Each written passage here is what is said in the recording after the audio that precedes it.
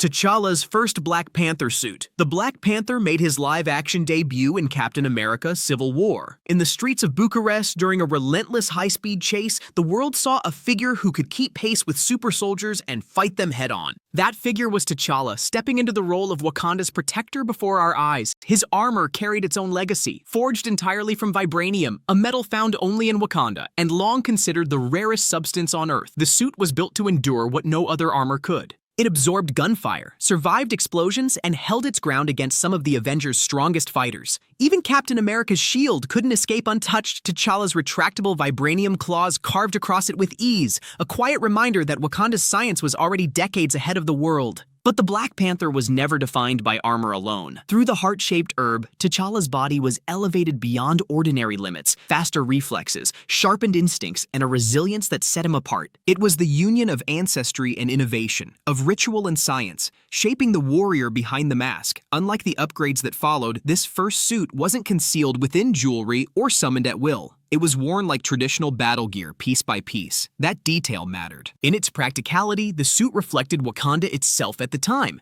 powerful but hidden. T'Challa's Nanotech Black Panther suit. When T'Challa rose from prince to king in Black Panther 2018, his armor evolved with him. This time, it was not just battle gear, it was a declaration of Wakanda's future. Designed by his sister Shuri, the Nanotech Black Panther suit lived inside a ceremonial necklace, waiting for the moment it was needed. It wasn't evolution, it was reinvention. At a single command, the necklace unfolded into a full-body armor, eliminating the vulnerability of preparation. The Black Panther could emerge instantly, anywhere, without warning. The suit's greatest innovation was kinetic energy redistribution. Every strike, every bullet, every impact was absorbed into the armor, flowing through purple energy channels that lit up with each hit. With a release, that stored power unleashed devastating shockwaves, force strong enough to shatter vehicles and send enemies flying. The Busan chase showed the full extent of this ability, as defense transformed into offense in a single explosive burst. Other refinements completed the design. Vibranium claws extended seamlessly, while sound-dampening footwear let T'Challa move like a shadow. The result wasn't just protection, it was silence, speed, and power combined into one. This became the defining image of the Black Panther in the MCU, the King of Wakanda, armored in a blend of tradition and the most advanced technology on Earth. Ceremonial attire at Warrior Falls. But the Black Panther legacy has never been only about technology. At Warrior Falls, tradition defined the throne as much as innovation ever could. The coronation rituals in Black Panther 2018 made it clear leadership in Wakanda was not automatic, it had to be earned. Before combat, ritual demanded the removal of the heart-shaped herb's gifts. T'Challa's enhancements were stripped away, returning him to ordinary human strength. It was more than a test of skill, it was a declaration. The throne of Wakanda belonged not to the most powerful body, but to the one who carried the courage and the will of its people. For these duels, T'Challa did not wear vibranium armor. Instead, he took on ceremonial attire, a panther mask trimmed in gold, paired with a royal shawl marking his place in the Golden Tribe and tying him back to the first Panther. Across from him, challengers carried their own traditions like M'Baku of the Jabari, donning a gorilla mask to honor the mountain god. These clashes were as much about heritage and belief as they were about combat. The trials at Warrior Falls cemented a truth that technology could never replace. The Black Panther is chosen not by lineage alone, not by armor or weapon, but by ancestry, ritual, and the voice of the people. For T'Challa, these trials were more than a fight for the crown. They were the moment he became a king, bound equally to tradition and to duty. Killmonger's golden Jaguar suit. When Eric Killmonger claimed Wakanda's throne, the Black Panther mantle entered one of its darkest chapters. After defeating T'Challa at Warrior Falls, he rejected his cousin's armor and instead chose something else, an alternate design hidden in Shuri's vault. Covered in golden markings and leopard-inspired patterns, it stood apart from the familiar black and silver, a suit that demanded attention as much as it projected power. The golden Jaguar was a reflection of Killmonger himself. Bold, confrontational, and unafraid of spectacle, the suit carried the same ruthless confidence that defined him. Its functionality matched T'Challa's nanotech armor. It was capable of deploying instantly, absorbing and releasing kinetic energy, and amplifying the physical enhancements granted by the heart-shaped herb. But symbolically, it told a different story.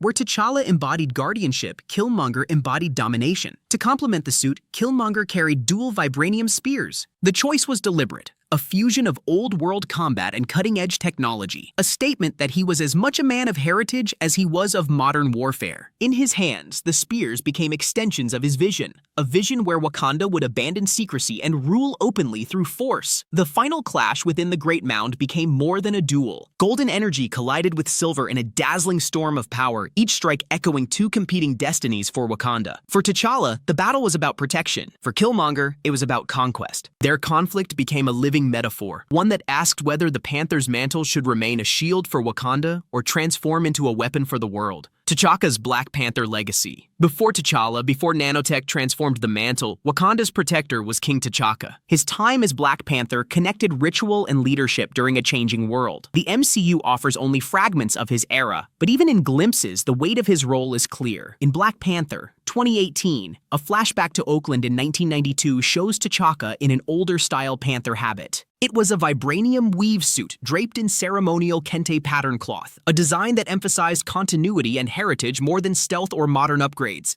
It spoke less to technology and more to the unbroken lineage of the Panther. In Captain America: Civil War, T'Chaka no longer appeared in the role. His sudden death at the Sokovia Accords forced the mantle onto T'Challa without ceremony. A reminder that in Wakanda, the Panther could rarely serve as both ruler and warrior at once. But T'Chaka's legacy extended far beyond the battlefield. His decision to conceal the truth about his brother N'Jobu shaped not only T'Challa's reign, but also Killmonger's rise, proving that the choices of a protector could echo for generations. Even the multiverse offers another perspective. In What Ifs, we glimpse a younger T'Chaka fighting alongside figures like Captain Carter, showing the warrior he might have been in his prime. Together, these portrayals remind us that the Black Panther's legacy is not just inherited, it is defined by the decisions each bearer leaves behind. Shuri's rise as Black Panther. The most transformative chapter in the Panther's legacy came with Shuri. In Wakanda Forever, 2022, the mantle passed not by succession, but by necessity after T'Challa's death left Wakanda without its guardian. Her path was unlike any before her. With the heart-shaped herb destroyed, she turned to science, synthesizing a new version of the ritual's gift. It was a fusion of intellect and tradition, restoring the herb's power through innovation. Yet when she consumed it,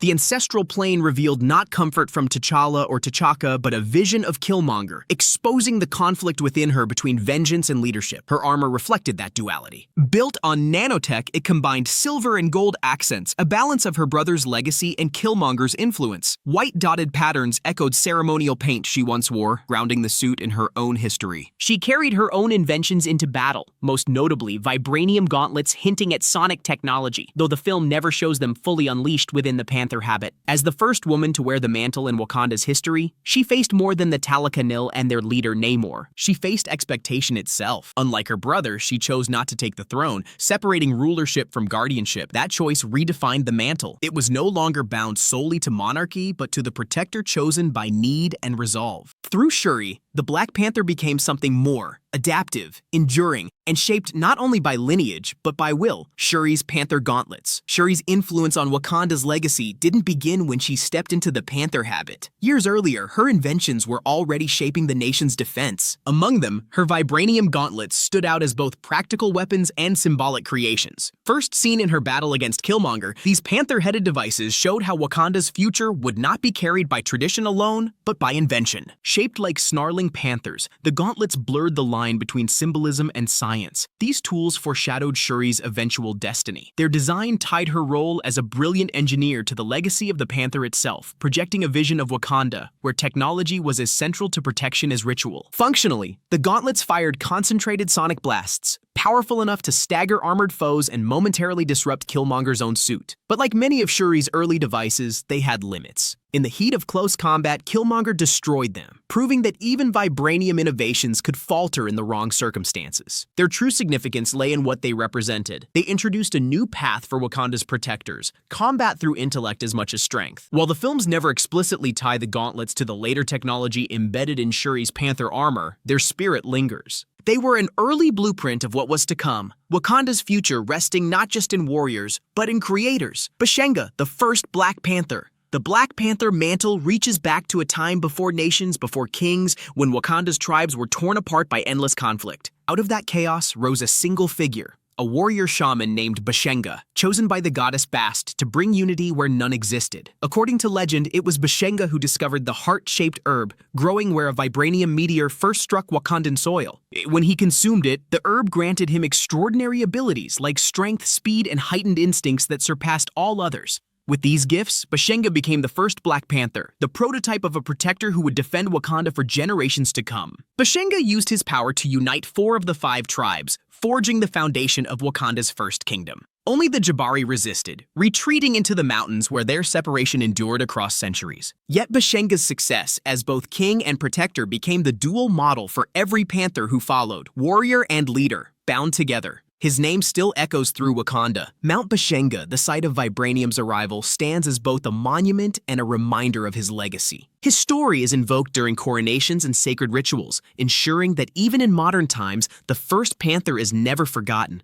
Though he has yet to appear in live action, Bashenga's spirit runs through every successor, from T'Chaka to Shuri. He established the mantle not as a title of power, but as a vow. To serve Bast, to protect Wakanda, and to embody the unity of its people. From that moment, the Panther was no longer just a warrior, but a nation's eternal guardian. Alternate Black Panther variants and adaptations. Beyond the borders of Wakanda, and beyond the confines of one timeline, the Black Panther mantle has taken on countless forms. In the multiverse and expanded Marvel stories, new bearers step forward, each redefining the role in their own way. In Avengers Damage Control, a VR experience, Shuri designs hybrid Panther Iron Man suits. These emergency armors fuse vibranium with Stark technology, suggesting what might happen if Wakanda's secrets were shared with the world. It is less a weapon than a glimpse of global collaboration, showing the mantle as a bridge between cultures. What If pushes the legacy even further. In one universe, young T'Challa is abducted by Yondu, raised among the Ravagers, and becomes Star-Lord. Even far from Wakanda, he remains selfless, proving that the Panther's essence lives in character, not geography. In another, Eric Killmonger seizes the mantle after betraying Tony Stark. His path grows darker still, culminating in his theft of Ultron's armor and the Infinity Stones, wielding unimaginable power in a reflection of how corrupted the role can become. These stories show both ends of the spectrum, selflessness and ambition, guardianship and conquest. Each variant is different, but all reinforce the same truth. The Black Panther is not confined to a single bloodline, ruler, or world. It is an idea, one that adapts to whoever carries it and to whatever universe it inhabits, Wakanda's royal line and future legacies. The Black Panther mantle has never been just a role. It is a dynasty passed through Wakanda's royal bloodline, shaping not only warriors, but the nation itself. Long before T'Chaka and T'Challa, there was King Azuri. Known as the Black Panther during World War II, some accounts suggest he aided the Allies in secret, sharing vibranium that would one day form Captain America's shield. His story is a reminder that even in hidden times, the Panthers of old quietly influenced the world beyond their borders. Not every guardian wore the habit. Queen Ramonda never donned the suit, but as ruler she embodied the other half of the mantle's burden, service. Her sacrifice in Wakanda Forever proved that leadership is not always fought on the battlefield. Sometimes it is carried in choices, in protection, and in loss. By the film's end, a new balance emerges.